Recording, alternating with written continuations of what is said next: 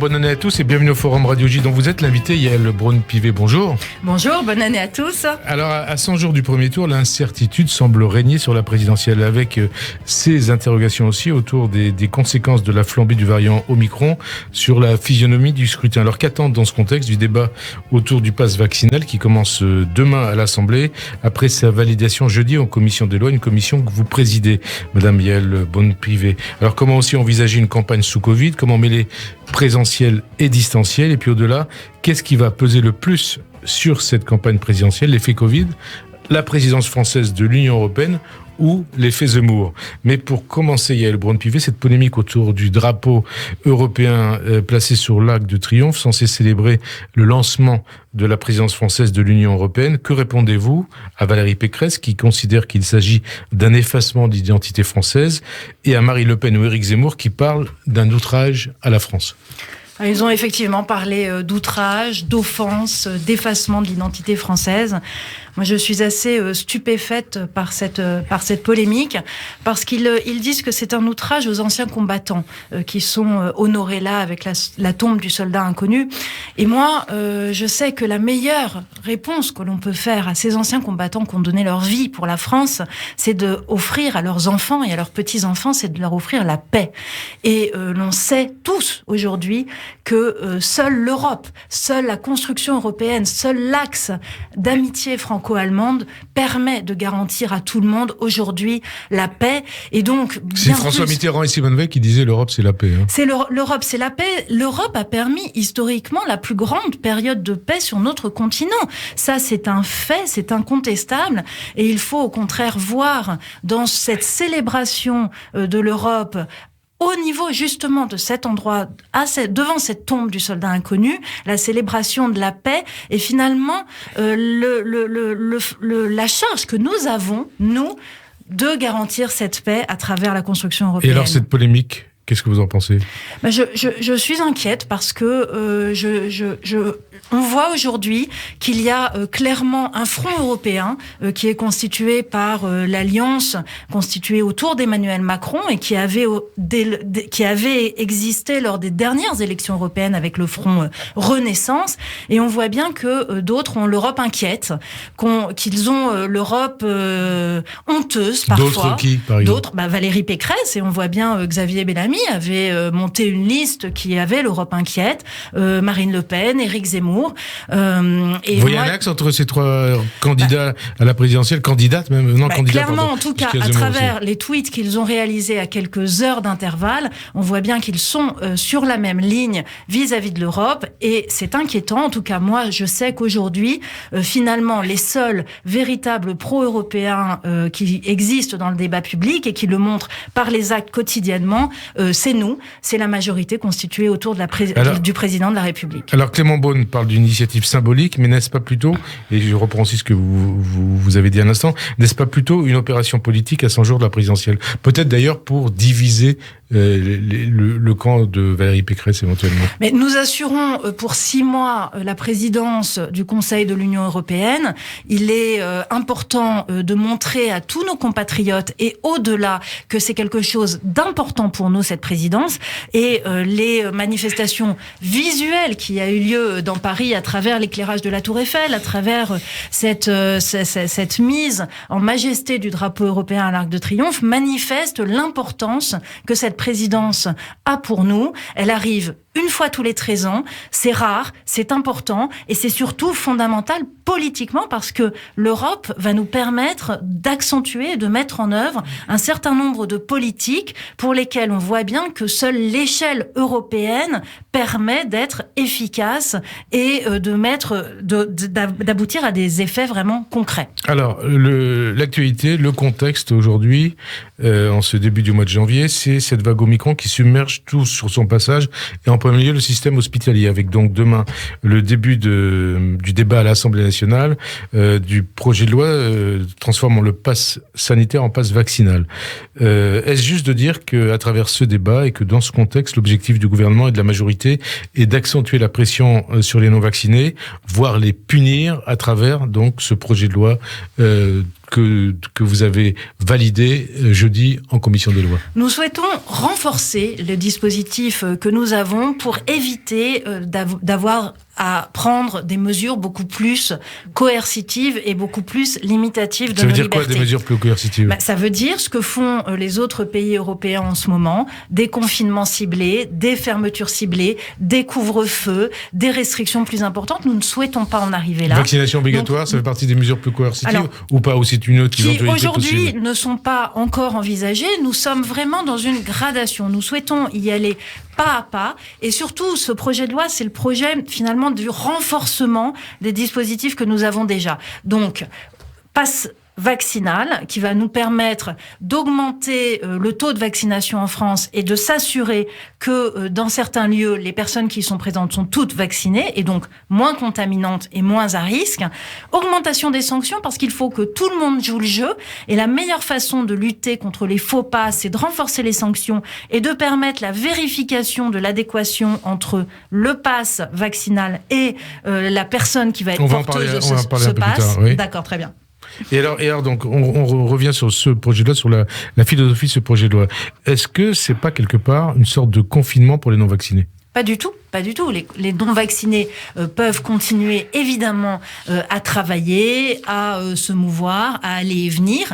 Maintenant, il est certain que compte tenu des données scientifiques qui nous montrent que les non-vaccinés sont beaucoup plus présents dans les services de réanimation et sont beaucoup plus contaminants, il est important d'avoir des mesures très ciblées qui permettent non seulement de les protéger eux, mais de protéger tout le reste de la population. Les non-vaccinés font peser un risque sanitaire à l'ensemble du pays ?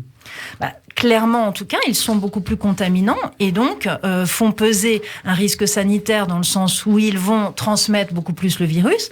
Et par ailleurs, et nos soignants nous le disent tous, lorsque l'on occupe un lit de réanimation pendant plusieurs semaines, ce sont des dizaines et des dizaines d'opérations qui ne sont pas effectuées pour des gens qui ont d'autres maladies et des traitements à subir. Hors Covid. Des malades hors Covid. Alors, donc le risque, il est double. Alors qui est-ce qui a la plus grande responsabilité dans cet emballement de la situation sanitaire, Yael Lebrun-Pivet ? Ce sont les non-vaccinés ou les leaders d'opinion, c'est-à-dire les leaders politiques, on va citer des noms, comme Florian Philippot, Nicolas Dupont-Aignan ou Jean-Frédéric Poisson, que l'on a vu depuis des mois, de samedi en samedi, manifester contre le vaccin et contre le pass sanitaire. Est-ce qu'ils ont une responsabilité importante ? Certains, d'ailleurs, disent même responsabilité criminelle. Alors déjà, il faut quand même rappeler que le plus grand responsable, c'est le Covid, c'est le coronavirus qui circule. Mais quand on pousse les gens à ne pas se faire vacciner, à ne pas respecter le pass. Moi, je crois que il ne faut pas, dans le débat public, nier les évidences et nier les données scientifiques. Aujourd'hui, les scientifiques du monde entier, nous disent que pour se protéger, seul le vaccin est efficace, seuls les gestes barrières combinés au vaccin est efficace et seul le pass sanitaire finalement est efficace. Donc on a des mesures de protection qui sont triples. C'est une évidence et scientifique et c'est très factuel. On le voit, les pays qui s'en sortent le mieux sont ceux qui mettent en place ces dispositifs-là. Donc ceux qui continuent à nier l'évidence et qui pour autant estiment être des responsables publics et politiques, je crois qu'ils n'ont pas bien la notion de ce que veut dire le mot responsable. Mais ils ont une responsabilité personnelle dans ce qui se passe, dans la dégradation de la situation sanitaire, voire dans des décès de personnes qui, s'ils avaient été vaccinés, ne seraient peut-être pas mortes. Je n'irai pas jusque-là parce que chaque Français a son libre arbitre et chaque Français qui s'oppose à la vaccination, j'imagine, le fait en conscience et n'est pas juste un suiveur parce que tel ou tel leader d'opinion lui aurait dit de le faire. Donc moi, je crois à l'intelligence de chacun et à l'intelligence collective. Je n'irai pas jusque-là, mais encore une fois, j'estime qu'ils sont effectivement, en tout cas, à tout le moins, irresponsables et il est inquiétant en 2021 qu'on soit en capacité de nier à tel point des évidences scientifiques. Et même en 2022. Et même en 2022, vous avez raison. Et quand vous constatez, alors, autre question liée à ce sujet, à ce dossier, qu'Agnès Buzyn, qu'Édouard Philippe, que Jérôme Salomon, Olivier Véran ont été renvoyés devant la justice ou la Cour de justice de la République pour leur gestion de la crise sanitaire. Quand vous voyez que Madame Buzyn a même été mise en examen par la Cour de justice de la République pour mise en danger de la vie d'autrui pour sa gestion de l'épidémie. Est-ce que vous dites pas qu'il y aurait matière à poursuivre en justice des meneurs des antivax et antipass comme Philippot, Dupont-Aignan ou Poisson pour mise en danger de la vie d'autrui? Alors vous savez, il y a une différence dans le sens où les ministres qui sont actuellement poursuivis sont poursuivis pour des faits potentiellement commis. Et là, on parle de personnes qui émettent des opinions. Mais est-ce qu'ils mettent en danger la vie d'autrui? Est-ce qu'on peut imaginer qu'ils pourraient être renvoyés devant les tribunaux pour ça? Écoutez, oui, c'est une bonne question. Il faudra en tout cas peut-être, à tout le moins politiquement, s'interroger sur la responsabilité de chacun. Après, la question d'une responsabilité pénale, à ce jour, n'est pas envisagée, mais il faudrait peut-être examiner la situation. Personnellement, en tout cas, moi, je crois vraiment que lorsqu'on est responsable politique, on doit mesurer sa parole et on doit surtout en assumer les conséquences. Et je suis inquiète de voir que ces hommes et ces femmes politiques-là ne semblent pas le faire. Au passage, une partie de la classe politique, à l'extrême droite, comme Marine Le Pen et Éric Zemmour, ou à l'extrême gauche, à LFI, comme Éric Coquerel, dénonce ce qu'ils appellent une provocation dans l'attribution de la Légion d'honneur à Agnès Buzyn. Qu'est-ce que ça vous inspire ?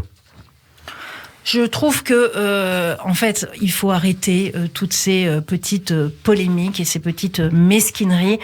Ça n'élève personne, certainement pas ceux qui les prononcent. Et je crois vraiment aujourd'hui que notre débat politique mérite mieux que ces petites chicaneries. Alors, débat politique, débat à l'Assemblée nationale autour du projet de loi transformant le pass sanitaire en pass vaccinal. Le Conseil d'État a relevé que le pass vaccinal est susceptible de porter une atteinte particulièrement forte aux libertés.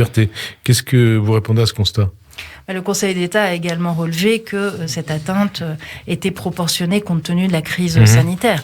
En fait, le Conseil d'État et le Conseil constitutionnel sur les textes précédents ont validé les mesures que le gouvernement a souhaité prendre et que l'Assemblée nationale et le Sénat ont voté parce que justement, nous avons une épidémie et qu'il faut la conjurer et que ces mesures-là paraissent être les seules qui vont permettre de le faire. Donc on est toujours dans une appréciation de la proportionnalité des mesures, de l'objectif poursuivi par le législateur pour pouvoir faire face à un péril.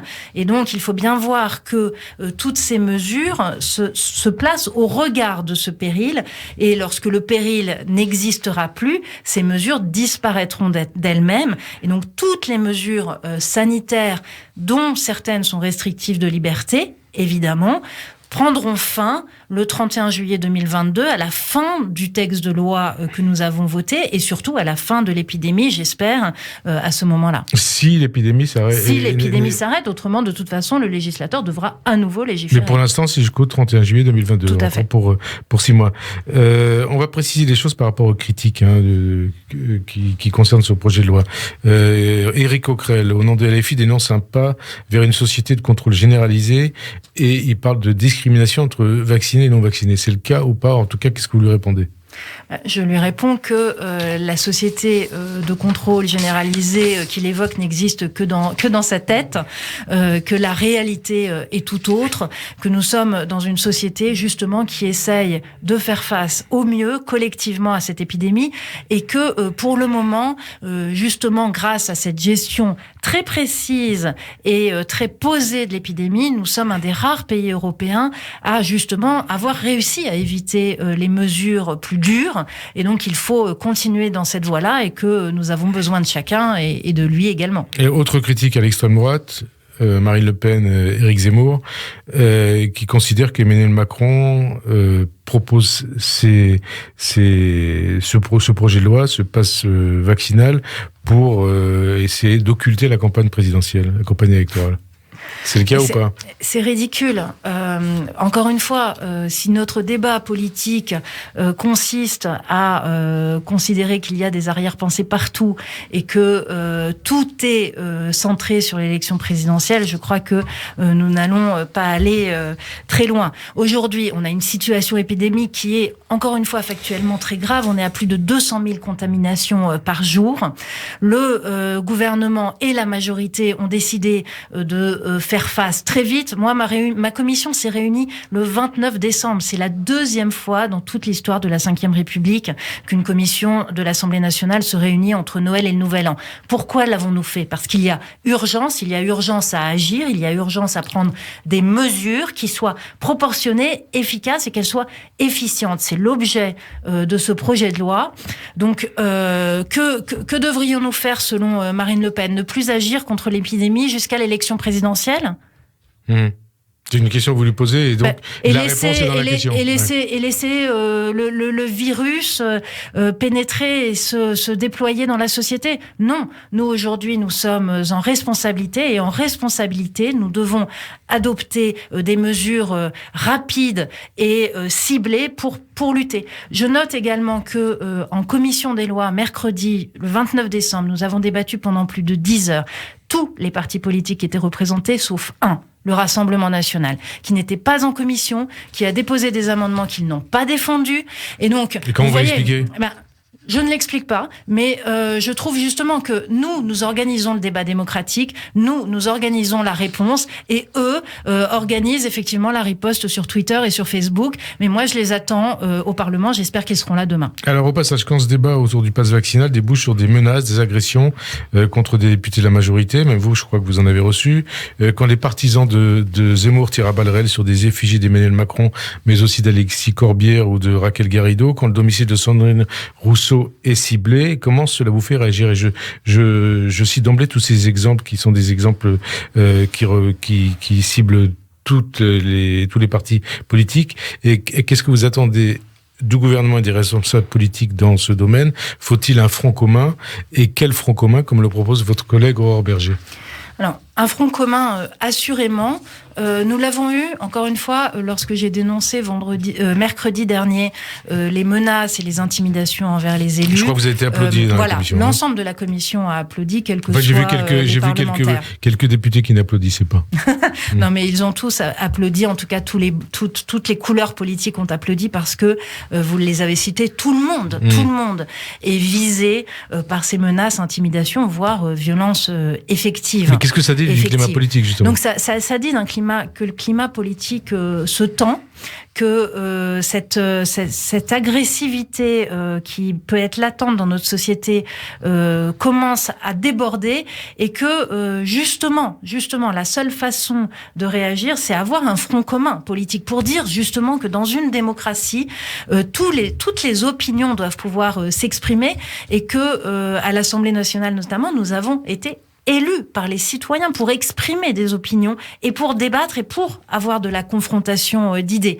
Et que cette confrontation d'idées, elle ne doit pas se faire sous la pression. Parfois, vous savez, à l'Assemblée nationale, on a des manifestations devant l'Assemblée. Pendant que nous sommes dans l'hémicycle, on entend les cris des gens pour nous faire voter dans un sens ou dans un autre. C'est dangereux parce que notre vote doit pouvoir s'exprimer librement. Donc, front commun de tous les élus, front commun des responsables politiques. Certains aujourd'hui ne le font pas et certains estiment... Qui par exemple ? Oui. Certains ne le font pas. Et ceux dont on a parlé tout à l'heure... Quand Zemmour, par exemple, renvoie dos à dos ces militants, parce que ce sont ces militants qui tirent à balles réelles sur des effigies du président de la République ou de leaders politiques, et les antifas. C'est justifié ou pas ? Et puis, quand on nous dit que c'est parce que nous avons telle ou telle action que nous provoquons finalement cette violence, moi je crois que ça c'est très grave parce que nous ne devons pas accepter cette violence dans le débat public. Et encore une fois, quand cette violence du débat se transforme en violence physique, quand un député se fait incendier sa voiture, son garage personnel. Donc ça, vous parlez d'un député de la REM, de l'Oise, je crois. Pascal Bois, la semaine dernière, son domicile personnel. C'est d'une gravité extrême et ça ne rendra service à personne. On se souvient d'ailleurs que dans le cadre d'une campagne électorale en Grande-Bretagne, une députée, il me semble que c'était une députée, pas un député, avait été assassinée. Est-ce qu'il y a un risque pour les députés aujourd'hui ? Est-ce que des élus de la nation risquent leur vie ? Écoutez, je n'ai pas le sentiment que ça aille jusque-là, mais aujourd'hui, la plupart d'entre nous avons des domiciles qui font l'objet d'une surveillance policière avec des véhicules qui font des rondes régulières. C'est inquiétant parce que quand on s'engage en politique, on s'engage pour servir, on s'engage dans le sens de l'intérêt général et on n'a pas le sentiment que l'on va se mettre en danger. Et donc, j'appelle vraiment tout le monde à la raison, tout le monde au calme. Et encore une fois, il ne faut pas souffler sur ces braises-là. Qui souffle sur les braises ? Il ne faut pas souffler sur ces braises-là. Je ne citerai pas de nom, mais j'appelle vraiment chacun à ne pas souffler sur les braises. Il y en va vraiment de notre démocratie. Il faut faire très attention et être vigilant. Alors, le projet de loi de passe vaccinal arrive demain dans l'hémicycle, après avoir été jeudi validé en commission des lois. Qu'est-ce qu'il faut attendre de ce débat ? Est-ce que le gouvernement est ouvert à des amendements d'origine parlementaire ? Et puis, qu'est-ce que vous attendez ensuite du Sénat qui va débattre sur ce projet de loi en fin de semaine, mercredi et jeudi ? Alors, nous aurons une discussion, je pense, assez fournie, assez âpre. Nous avons d'ores et déjà adopté des amendements en commission pour notamment le pass vaccinal dans des meetings politiques à la possibilité, à la faculté de l'organisateur. Nous avons adopté des amendements sur les jauges, sur un certain nombre de dispositifs. Nous continuerons à amender le texte dans l'hémicycle. C'est le travail de l'Assemblée nationale. Donc, encore des modifications à venir. Quelques questions là-dessus. Plusieurs élus ont bataillé sans succès en commission pour exempter les mineurs de 12 à 17 ans de passe vaccinal. Est-ce que cette disposition peut être adoptée dans l'hémicycle ou pas ? Je n'en sais rien parce que je sais. Vous le souhaitez pas, je suppose. Écoutez, moi, j'ai toujours considéré que pour les mineurs, il fallait être très attentif. Nous avons d'ores et déjà abaissé le seuil de la vaccination pour les mineurs à partir de 16 ans, permis à un seul parent de pouvoir procéder à la vaccination de son enfant au lieu de 2. Ce qui est sûr, c'est que les mineurs sont très contaminants, comme tout le monde, et donc ils font partie de la stratégie globale, et donc il faut qu'ils soient vaccinés. Moi, tous mes enfants sont vaccinés. Autre question, le gouvernement propose en outre de se réserver la possibilité d'exiger un cumul de justificatifs, c'est-à-dire un test négatif en plus de la vaccination, lorsque l'intérêt de la santé publique et l'état de la situation sanitaire le justifierait. C'est-à-dire dans quel cas et dans quel secteur d'activité ? Alors ça a déjà été utilisé, par exemple, pour aller dans les Outre-mer. Vous voyez, quand on voulait préserver des territoires qui étaient exempts de contamination. Le ministre de la Santé a indiqué que ça pourrait être le cas, par exemple, sur des discothèques, si les exploitants de discothèques voulaient ouvrir et que ils pourraient aller dans cette direction en discutant avec eux. Donc, il faudrait mener des discussions filière par filière. Mais dans certains cas, typiquement celui-là, ça pourrait être possible parce que ça permettrait la réouverture. Et dans ce cas, qui paierait les tests d'ailleurs ? Qui paierait les tests ? Les tests que devrait faire. Vous savez, quand on est vacciné, les tests sont gratuits. Ouais. Et si vous n'êtes pas vacciné, vous ne pouvez pas rentrer de toute façon dans ces établissements-là. Ouais. Donc les tests continueraient Donc ça serait payé par l'État. Ça serait payé par l'État puisque les tests pour les personnes vaccinées aujourd'hui sont gratuits. Donc ça coûte très cher, c'est pour ça que je vous posais la question. Alors ce qui a coûté très très cher, c'est effectivement les tests sur toute la durée, plus de 5 milliards d'euros. Donc c'est la raison aussi pour laquelle nous avons changé la politique de gratuité des tests. Maintenant, nous incitons fortement les Français à se tester et ils l'ont fait pendant cette période de fin d'année. Donc, les tests sont gratuits pour les vaccinés et finalement, c'est aussi la poursuite du quoi qu'il en coûte. Ça fait partie du dispositif global de protection aujourd'hui et de la lutte contre l'épidémie. Donc, il ne faudra pas lésiner là-dessus.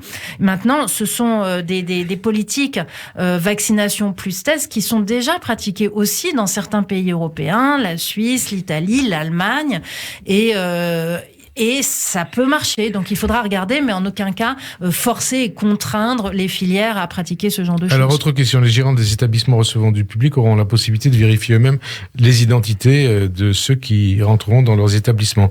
La mesure a provoqué de vifs échanges en commission, droite et gauche étant opposés un dispositif qu'il juge ingérable et préférant se remettre aux forces de l'ordre. Qu'est-ce que vous répondez à ces critiques ? Et qu'il ne s'agit en aucun cas de contrôle d'identité, mais qu'il s'agit vraiment d'une vérification et d'une cohérence entre le porteur d'un pass vaccinal et la pièce d'identité qu'il est capable d'arborer. Mais contrôle systématique ou pas ? Alors, non, ça ne sera pas des contrôles systématiques. Il s'agit vraiment d'une mesure qui est destinée à lutter contre les faux passes qui sont en circulation par centaines de milliers. C'est vraiment le choix de ce projet de loi. C'est se dire, il faut que notre dispositif soit le plus efficace et le plus efficient possible. Et on sait que les faux passes sanitaires, puis bientôt vaccinales, sont un danger parce que ils mettent en danger les gens qui seront autour, puisqu'ils font croire qu'ils sont dans un espace sécurisé alors qu'ils ne le sont pas. Et c'est une infraction pénale. Donc nous ne pouvons pas accepter cela. Il faut renforcer les dispositifs pour lutter contre ces faux passes. Donc nous allons renforcer les sanctions pénales et en même temps nous assurer que le porteur du faux pass vaccinal du pass vaccinal est bien le titulaire de ce pass et donc la vérification d'une identité. Mais il ne s'agit en aucun cas d'un contrôle avec vérification d'un fichier de police, etc. On n'est pas du tout là-dedans. Mais en gros, ce que vous voulez faire, ce que le gouvernement souhaite faire en France, c'est ce qui existe dans un certain nombre de pays déjà européens. Tout à fait, vous avez raison. Ça existe en Allemagne, ça existe en Suisse, ça existe en Italie.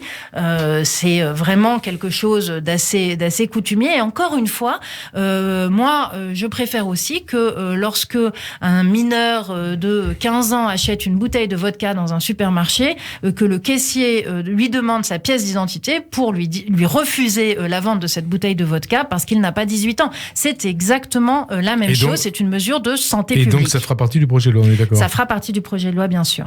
Alors, un amendement permettant aussi d'imposer des amendes administratives aux entreprises récalcitrantes au télétravail au moins 3 jours par semaine, là où c'est possible, va être proposé demain par le gouvernement. Quel type d'amende ? Quel montant pour cette amende et comment procéder au contrôle ? Alors, vous avez raison. L'idée, c'est, encore une fois, que les mesures que nous proposons soient le plus effectives possible. Et les entreprises ont la charge d'assurer des protocoles sanitaires pour assurer la protection de leurs salariés. Et nous leur demandons, dans ce protocole sanitaire, notamment d'appliquer des règles de télétravail plus importantes. Donc, non, mais quand on parle d'amende, qui contrôle et quel montant d'amende ? Ça sera l'inspection du travail regardera, et comme elle regarde d'ores et déjà les protocoles sanitaires... Ça va être compliqué quand même. Alors, oui, mais vous savez, les entreprises, dans leur immense majorité, jouent le jeu.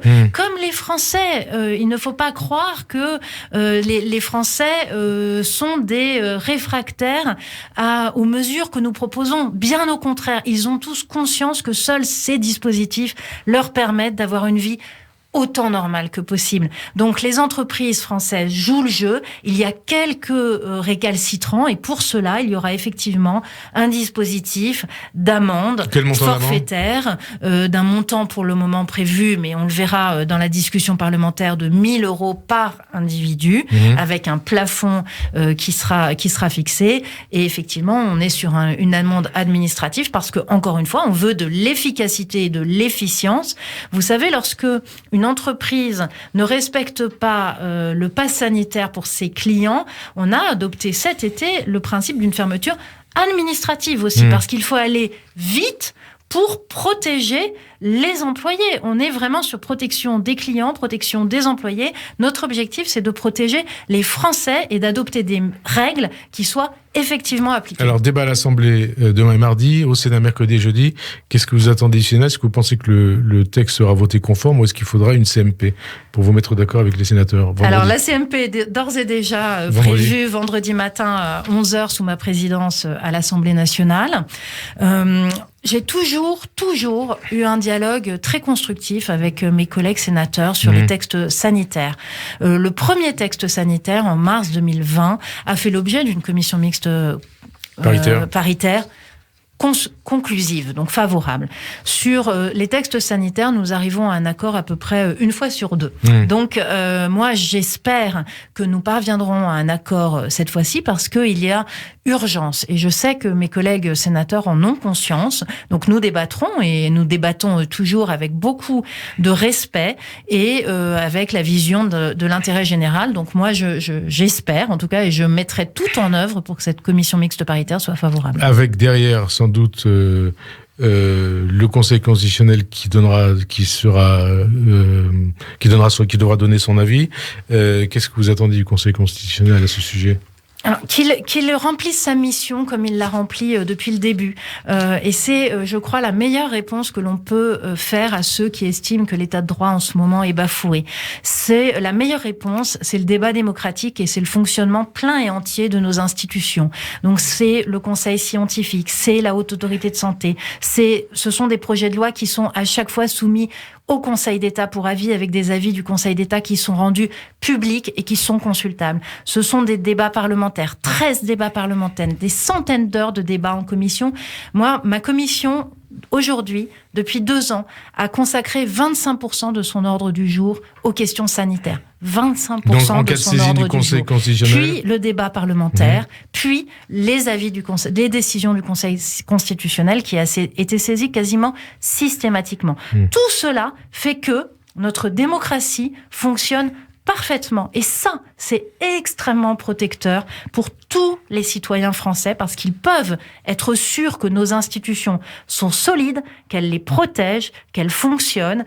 Et cette fois-ci, comme les autres, c'est, je crois, ça qui est très important d'avoir à l'esprit. Et donc, le Conseil constitutionnel continuera à jouer son rôle et il pourra s'assurer de la légalité de ce que nous souhaitons faire, de leur proportionnalité, de la proportionnalité des mesures, de leur nécessité au regard de la crise sanitaire qui est aujourd'hui en cours en France. Et donc, vous attendez, je suppose, un avis du Conseil constitutionnel assez rapidement, d'ici au 12-13 janvier, pour une mise en place du pass vaccinal. Quand ? Voilà, nous souhaitons mettre en place le pass vaccinal au plus vite, donc le 15 janvier au plus tard, c'est l'intention du gouvernement. Nous sommes mis en marche pour cela, d'où cette réunion de commission le 29 décembre et demain le débat à l'Assemblée. Donc nous ferons tout pour. Donc les institutions fonctionnent, elles peuvent fonctionner bien et rapidement. Alors, autre question, est-ce que ce pass vaccinal, c'est pas la dernière étape avant la vaccination obligatoire ?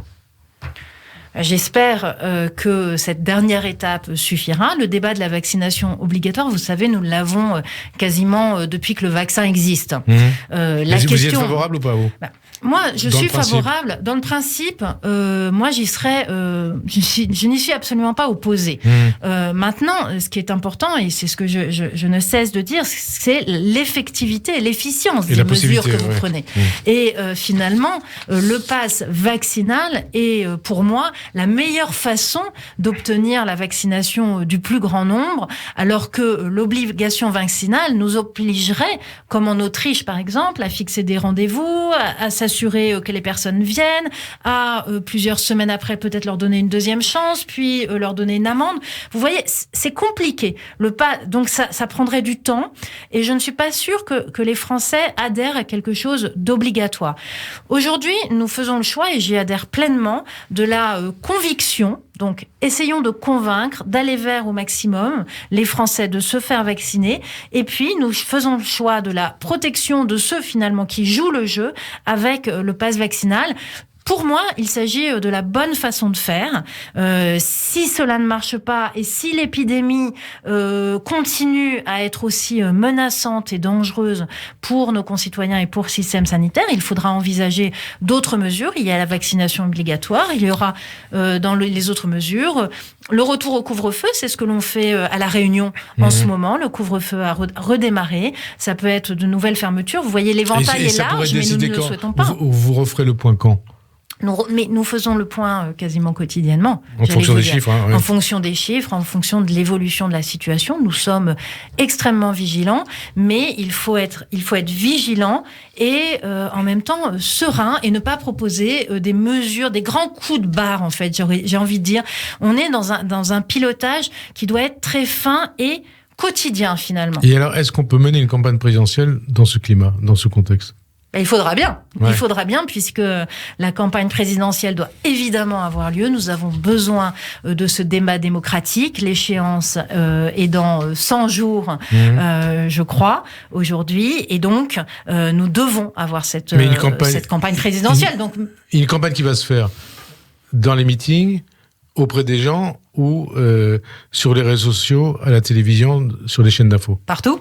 Ouais.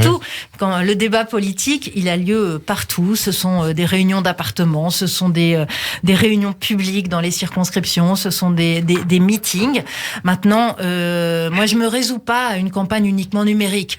Une campagne présidentielle, vous avez besoin de voir les gens, vous avez besoin d'échanger, vous avez besoin de voir les regards de vos interlocuteurs. Même avec le masque. Même avec le masque. Mais justement, c'est pour ça que j'insiste sur le regard. Et moi, j'ai encore fait une réunion publique il y a un mois de cela avec le ministre de l'Intérieur à Sartrouville, dans ma circonscription. Il y avait beaucoup de monde. On a vérifié le pass sanitaire. La pièce était aérée. On avait disposé... Vous avez vu que certains partis politiques ne souhaitent pas devoir vérifier le pass sanitaire. Parce que de toute façon, c'est pas une obligation. Ça n'est pas une obligation, mais encore une fois, dans responsable politique, il y a responsable. Alors, autre question. Est-ce que vous êtes de ceux qui considèrent que le variant Omicron rebat les cartes de la présidentielle, et comment les rebat-elle ? Je suis de ceux qui, aujourd'hui, sont en responsabilité, sont dans la gestion de la crise. Et finalement, le variant Omicron m'oblige à être complètement mobilisé et complètement... j'aime pas ce mot, mais complètement, j'allais dire focusé, parce que c'est un anglicisme abominable. Mais voilà, focusé, focusé. Avoir le focus, comme une c'est photographie. C'est pas le focus, c'est le focus. Hein. Voilà, c'est comme un appareil photographique. Mais voilà, nous, aujourd'hui, nous devons gérer cette crise sanitaire. C'est notre devoir. Les Français nous ont élus pour gérer le pays, pour être aux responsabilités. Et c'est ce que nous faisons, et nous nous rendons compte quotidiennement de cette gestion.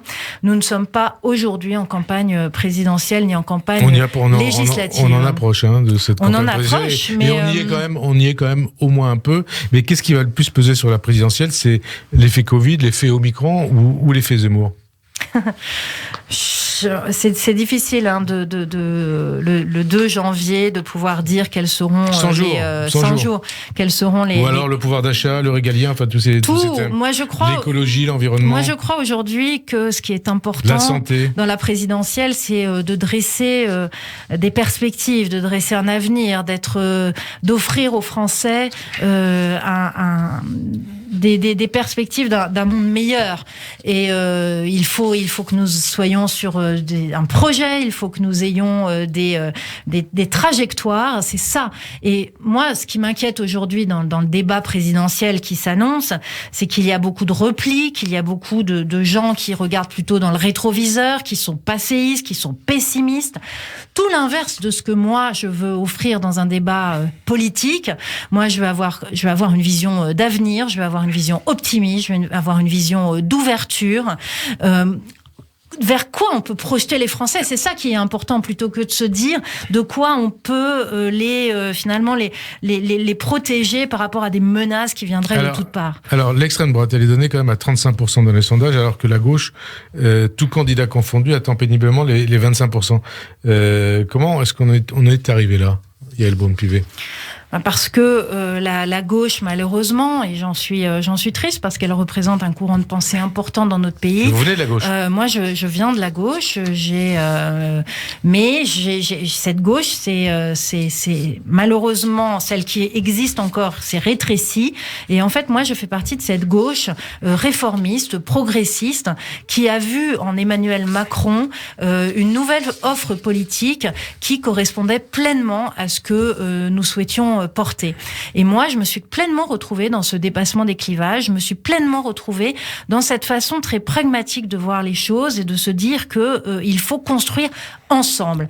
Et je me retrouve aujourd'hui dans ce que nous faisons avec Ensemble Citoyen, avec Édouard Philippe, avec François Bayrou, avec Richard Ferrand, avec Stanislas Guerini, avec Olivier Dussopt, ce grand mouvement qui se construit autour du président de la République, qui prône le dépassement du clivage. Ça ne veut pas dire qu'il n'a pas de différence, mais ça veut dire qu'on est capable de se retrouver pour faire avancer la France. Qu'est-ce que vous répondez à ceux qui disent Macron et Pécresse, c'est pareil ? Mais c'est pas pareil, ça n'a rien à voir, parce que Emmanuel Macron, justement, et c'est ce que je viens de vous dire, a organisé ce dépassement des clivages, alors que Valérie Pécresse, aujourd'hui, dans le débat public, se tourne résolument vers la droite, voire vers l'extrême droite, et elle ne correspond absolument pas à cette idée que moi j'ai de la France de demain. Quelques questions pour conclure sur Éric Zemmour, qui mène une campagne autour de thèmes racistes, anti-musulmans, autour de la théorie du grand remplacement, autour aussi de la réhabilitation de Pétain, sauveur pour lui des Juifs français, de la remise en cause du discours du Veldiv de Jacques Chirac, et même de l'innocence du capitaine Dreyfus, sans parler de thèmes homophobes ou misogynes. Qu'est-ce que ça vous inspire ? Votre liste alors votre liste m'apparaît très juste et d'une longueur effrayante. Je crois que on est à chaque fois sur ce que je vous disais. Je vous parlais de rétrécissement, je vous parlais de regard dans le rétroviseur, de polémiques qui se succèdent, de caricatures. Voilà, moi je ne me reconnais évidemment absolument pas dans cette France-là, ou dans la France qu'il décrit et dans la France qu'il souhaite ou qu'il rêve. Ça n'est pas ma France, ça n'est pas la France de ma famille, ni politique, ni ma famille biologique. Et je crois que chaque Français doit être conscient que la France, ça n'est pas ça. La France, ça n'est pas ça. C'est pas ma famille politique, ma famille biologique. Est-ce que c'est juste de dire que vous faites allusion à une partie de votre famille qui a été exterminée dans les camps nazis, et donc quand vous entendez ce que Zemmour dit sur Pétain, quelque part ça vous fait mal ? Ça vous... Ça me fait mal parce que, en fait, moi, ma famille est une famille qui est une famille d'immigration, qui est une famille qui a fui les nazis, dont certains, vous l'avez rappelé, n'ont pas connu un sort joyeux, et c'est le moins qu'on puisse dire. Ont été exterminés dans la Shoah. Hein. Et je trouve que eux ont connu une France qui était accueillante, une France qui était aimante, une France qui était ouverte, qui les a accueillis en son sein, qui les a protégés. Et je suis particulièrement triste de voir que cette France... Triste, révoltée ? C'est pas de la révolte, parce que encore une fois, ça n'est pas ma France, ça n'est pas la France qui les a accueillis, ça n'est pas la France qu'ils aimaient. Et je l'ai dit une fois sur un plateau, heureusement qu'ils ne sont plus là aujourd'hui pour voir ça et pour voir ce débat public-là, parce que je ne sais pas comment ils le prendraient, mais je crois qu'ils en seraient très blessés et qu'ils seraient perdus, parce que la France pour eux a été un refuge, et aujourd'hui mes grands-parents seraient très fiers de voir que cette France-là et que cette histoire-là a permis à leur petite fille de s'exprimer aujourd'hui publiquement, d'être présidente de la commission des lois à l'Assemblée nationale. C'est ça ma France, c'est ça leur France, cette France qui permet cette intégration heureuse et qui est fière de tous ses enfants, qui est fière de tous ses enfants. Qui disait à l'époque, ceux qui venaient, les Juifs, qui venaient de Pologne, de Russie, ainsi de suite, heureux comme juif en France. Oui. C'est le contraire de ce que dit Zemmour aujourd'hui. C'est le contraire, parce que ça n'est pas... Nous ne prenons pas... Moi, je ne prône pas l'assimilation, je ne prône pas le fait que l'on se fonde dans la France aujourd'hui. Moi, je veux que chacun puisse exercer sa religion, sa culture comme il le souhaite. Vous savez, c'est très bête, mais moi, les plats préférés de mes enfants, c'est des plats qui me viennent de ma grand-mère. Mmh. C'est ça, c'est tout bête. Mais alors moi je fais évidemment, je suis née en France, je suis française, je fais du navarin d'agneau, je fais du pot-au-feu, mais je fais aussi les plats de ma grand-mère. Lesquels ? Et c'est ma tradition. Mmh. Et c'est des boulettes de viande, c'est du bouillon de poule, c'est ce qu'on appelle des knedels, c'est des trucs qui me viennent de ma grand-mère. Et bien c'est comme ça. Et c'est ça la France, c'est cette mixité, et ça n'est pas l'assimilation. Et alors quand vous parlez d'assimilation, c'est ce que dit aussi le grand rabbin Corsia dans une interview à l'Express. Il dit pour moi l'assimilation, ça n'a pas de raison, ce n'est pas ça. Ma conception de la société française, c'est l'intégration. Mais c'est ça, c'est l'intégration. Moi, je ne suis que française. Je suis française comme jamais, mais je connais mon histoire, et mon histoire, elle est multiple, parce que je parle beaucoup. Je suis très personnelle aujourd'hui, c'est le début d'année. Je parle beaucoup de mes grands-parents qui sont venus d'Europe de l'Est, mais j'ai aussi un grand-père qui est kabyle, qui est algérien, et puis j'ai une grand-mère qui est bretonne. Et c'est ça, la France. Et je sais que chacun d'entre nous a ses origines diverses, et c'est ça notre richesse. Le melting pot à la française. C'est ça notre richesse. Modèle français. Mais c'est un modèle très spécial, qui est laïque, qui est républicain, qui a des valeurs fortes. Et je crois que c'est ça qu'il nous faut préserver, et non pas ce rétrécissement qui ne correspond qu'à une France imaginée, qui ne correspond pas à la France réelle. Zemmour, qui se revendique comme juif, il dit juif berbère, n'est-il pas devenu, en développement ses thèses crypto-pétainistes et révisionnistes, un faire-valoir, un alibi, une caution pour les antisémites? Haïm Corsia dit Éric Zemmour antisémite certainement, raciste évidemment. Il a raison. Écoutez, j'ai lu effectivement cette interview de Haïm Corsia que je partage pleinement. Moi, maintenant, encore une fois, je souhaite que notre débat politique et public s'élève. Les Français ont besoin de ça, et tournons-nous autour, vers l'avenir. Tournons-nous autour de l'environnement, des questions sociétales, des questions. On n'en parle pas, mais par exemple, moi, je souhaite que le débat de 2022, ça soit aussi celui de la fin de vie, par exemple. Voilà, on a des beaux débats devant nous, et je crois que ce débat autour d'Éric Zemmour, de l'identité française, etc., est certes intéressant, mais ne doit pas monopoliser le débat public, parce que les Français, je pense, ont envie qu'on parle d'autre chose. Ça veut dire que l'antidote, c'est un vrai débat sur les sujets importants qui concernent tous les Français. Exactement. Moi, je crois qu'il faut qu'on les emmène tous vers d'autres sujets, vers les débats qui comptent, parce que ce sont les débats qui vont changer leur quotidien. C'est comment on va donner de l'emploi à nos jeunes, comment on va les former, comment on va faire que chacun ait un espoir. Et cet espoir, nous pouvons, en tant qu'hommes et femmes politiques, le créer, le faire vivre et lui donner une réalité. Et c'est pour ça, en tout cas, que moi, je me suis engagée en politique. Je viens de la société civile, et si j'ai souhaité prendre ma part, ça n'est pas pour avoir des querelles sur telle ou telle idéologie, mais c'est pour vraiment proposer des choses très concrètes aux Français, avoir une vision qui change leur vie au quotidien. Et c'est ça, j'espère, que nous pourrons faire en 2022. Merci en tout cas, Yael Braun-Pivet, d'avoir répondu à notre invitation. Bonne fin d'après-midi sur Radio J. À dimanche prochain. Merci. Merci beaucoup.